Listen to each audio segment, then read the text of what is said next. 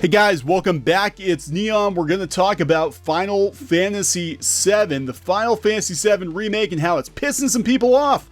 So we've had Gamergate, we've had Comicsgate, we've had Animegate, and now we have Boobgate? Boobgate. Yeah, according to One Angry Gamer, Final Fantasy VII is getting backlash because Tifa's boobs are too big.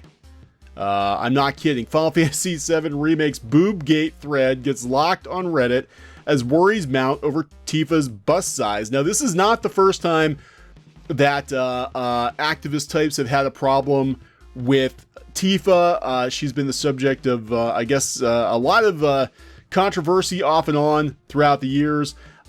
People saying that she was just, there for the boobs, that she was unrealistic. Yada, yada, yada. Everything that's wrong with modern gaming can be traced back to Tifa from a 22-year-old JRPG, right? So we're going to talk about that. We're going to talk about some other problems that people are having with the Final Fantasy VII Remake because, it's current year. It's not 1997 anymore.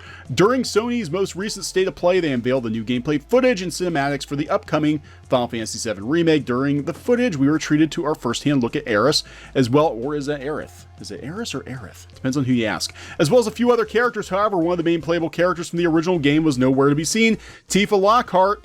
The Buxom Beauty has been one of the most discussed topics regarding the remake, but Tifa might have undergone some serious changes, specifically her boobs. Have we made Tifa flat-chested? The discussion has been a frenzied hailstorm across the net, and almost every major Final Fantasy forum, including the Final Fantasy VII Remake subreddit. One gamer was curious if Tifa would be the victim of today's more politically correct take on creativity, and if her boobs would be reduced to satisfy the vocal minority asking for women to cover up and censor themselves. Reddit user Somber Sun made this post. Will Tifa have an SJW boob reduction in the interest of realism in a game about magic and monsters despite her large bust and slender frame not actually being unrealistic? The post was met with ridicule and derision from people claiming that SJWs were just tinfoil hat conspiracies. Just 11 comments in, the thread was locked. The thread was locked after 11 comments. Wow. This led to a post titled, "Can we please keep the culture wars out of Final Fantasy VII?" No, that's not going to happen. So I'm seeing the same. This is a Key Superbia wrote this, and he's begging that we don't put SJW politics, quote unquote, in Final Fantasy VII, a game that is 22 years old. But I think it's probably going to happen because that just seems to be the way everything is going now. So I'm seeing the same sad, predictable bastards trying to turn the game into the next battleground for their obnoxious culture wars. Yeah, we're going to talk about Barret and how people have a problem with Barret's voice. Already there's a conspiracy about reducing Tifa's boobs to appease SJWs. Meanwhile, Kotaku Spits is already making stupid clickbait articles about Barret being a racist black man stereotype. Wow. It really pisses me off that these people want to claw their own melodramatic politics into every single game that comes out. FF7 characters are almost universally beloved, and how they are handled should be up to the creators of the remake and staying true to the original themes. I really love Final Fantasy since decades ago, and would hate to see it devolve into the shit-slinging outrage culture of drama and modern video game releases, and I feel most people will feel the same way. Yeah, I think most people are like, why are we trying to take this game and make it current year? But, it is coming out on the Sony system, so who knows? Some believe the creators are already converged, though. There's a post over at Kotaku in Action where worries mounting over an unverified piece of concept art, allegedly from the same artist who did the original concept art for other characters in Final Fantasy VII Remake. So what has people so worried? Because the art shows Tifa Lockhart with less curves, smaller boobs, a black undershirt, and a longer skirt. You can see the image below. Again, it's unverified. Okay, here's an update. The Tifa concept may be fake. It may be fake. So, after seeing renders of Tifa from artists like Blair Armitage, there's very obvious expectations of what gamers hope to see from the Final Fantasy VII Remake. Even still, many of the fans of the series are horrified at the idea that Final Fantasy VII Remake could fall victim to censorship. Yeah, it would not surprise me at all. I don't think she's going to have the well-endowed breasts. I don't think she's going to be completely covered up, but we're going to make sure that she's more modest, because, you know, how can she punch imaginary monsters with her boobs jiggling about? That's just not right. So over on Kotaku, this bastion of journalistic integrity, they're really thinking deep thoughts over here. Fans are concerned about Barret's voice in Final Fantasy VII Remake. Now, I have to admit, when I first saw the trailer, I was concerned about all of the voices. It wasn't just Barret. I was like, oh, yeah, not exactly the way I pictured some of these characters sounding. But I never really thought that people would be like, yeah, okay, Barret's just a black stereotype. But, you know, this goes back to 1997. You know, Barret has always been sort of identified as a black stereotype. You know, just his dialogue in the original game, too. A lot of people made comments like, why does he sound so black? Why does he sound like an urban black guy? That's just not, that's not what we want in our Final Fantasy games, right? That's what some people said. So yesterday, a new teaser for the Final Fantasy VII Remake dropped, and players got to see and hear more of the characters as they will appear in the new game. For the most part, the reaction is positive because we didn't put Tifa in it. In the case of Barret Wallace, the reaction has been mixed. I've never played... What the hell? I've never played Final Fantasy VII. Game journalist. I've never played Final Fantasy VII. And because of that, I'm interested in the remake. When it came out, the PlayStation was my older brother's console, and I wasn't allowed to touch it, as he rightfully feared I'd break it or mess up his saves. Eventually, I was old enough to be trusted not to destroy a console, but by then, the game was much harder to find. Not really! It's very widely available, and it's considered one of the top role-playing games of all time. Like, Final Fantasy VII sort of ushered in the kind of the golden age of JRPGs. You work for Kotaku, and you've never played Final Fantasy VII. I'm floored. Squid King has played Final Fantasy VII, okay? And he can't even drive yet. I'm just saying. By the time I was in high school, I'd already heard of many stories from my friends about how this game had such a strong emotional impact on them. And then I decided to become a games journalist. I didn't learn that Barret was a pretty egregious stereotype of blackness until long after I had internalized the idea that my video game fandom was incomplete if I hadn't played Final Fantasy VII. Deep breath.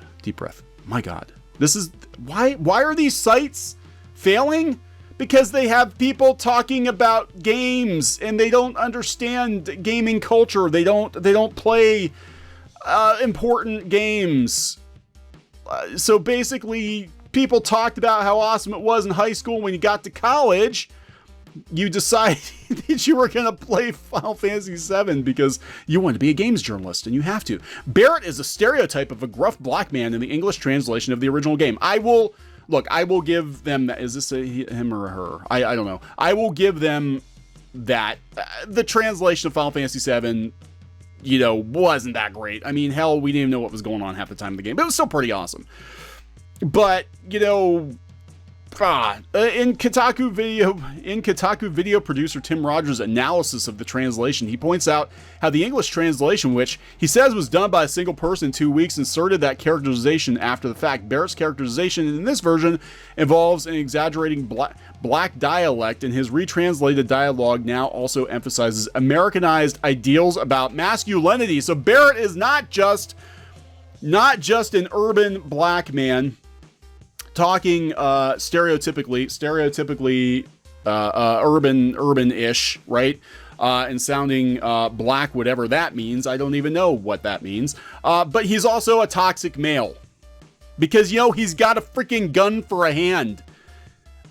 And yeah, you'd think they would like Barret. He's an activist. I don't know. They don't like Barret. And what Tim describes as the most important text box in Japanese role-playing game English translation history, the game mistranslates Barret's expression of empathy to a depressed Cloud. Instead of telling Cloud that everyone gets depressed like he does in the Japanese text, Barret says people only get depressed if they don't know what's going on. The fact that line is preceded with the line, "Yo, Jess." Think about it. How many people in the world do you think really understand themselves? Further reinforces Barret as some kind of hyper-masculine cartoon. Not a fully realized person, but a Mr. T facsimile full of weak bon mots. This depiction plays into racist assumptions people make about black men, not seeing them as full people, but as hulking masses of muscle. that sometimes provide folksy wisdom. He's got a freaking gun arm. He's got a gun. His arm is a gun.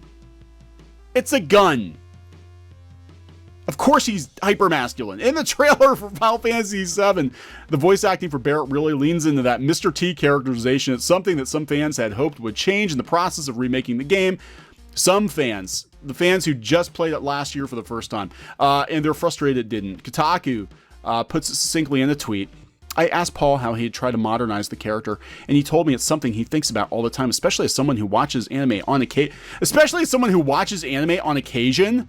And whenever a black character comes on the screen with a wild problematic features and overall behaviors, I often wonder about how the Japanese portray black characters in general. In Barrett's case, I feel like just not having to resort to this slick talk and smooth accent that could probably been handled much better on the writer's side and performer side too. Thinking about it a little more, I honestly think they could have just gone without that direction altogether. It makes me wonder how many black producers, writers, directors are involved, if at all, when these characters are made.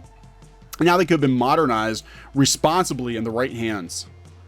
Wow, okay. So, Barrett's voice actor is the dude who played Jet in Cowboy Bebop.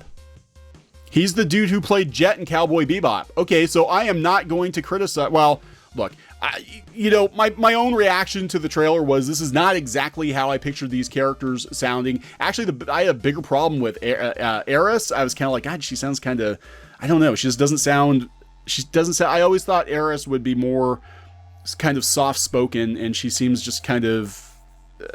I don't know. It was more of a selfie type voice, I think. In the trailer, he sounds as if he's about to start speaking in tongues in church. God, I don't want to censor or remove Barret. He's just problematic. No, that's not what they actually said. We haven't seen the game yet. We've seen very little of the game, but yeah, I didn't realize it was Jet from Cowboy Bebop. Damn. So they've got some A-list talent. I don't know. What do you guys think? Do you think that this is fair? Do you think it's fair that are we going to see Tifa less endowed? Are you worried about Barrett's voice? Do you think he is? Do you think he's a caricature? I don't know. I don't know. We have to see the game and see how it is. But as far as him being hyper masculine, dude's got a gun arm. He's got muscles the size of most people's heads, and he's an activist with a gun arm. Like, he's not gonna be a soft-spoken person, right? He's not gonna be a soft-spoken person. So I don't know. I'm just kind of curious what everybody's thoughts are on this. Why is this the takeaway, and why is this coming from someone who's barely familiar with Final Fantasy VII? This seems to be a running theme here on Kotaku, that many of their games journalists are barely familiar with the games they're talking about. I find that problematic. Hey guys, thanks for watching Clownfish TV. Please consider supporting the channel. Go to clownfishsupport.com. That's clownfishsupport.com. And if you want to join our community, go to clownfishtalk.com. That's clownfishtalk.com. Please subscribe, ring the bell for notifications. We will talk to you next time.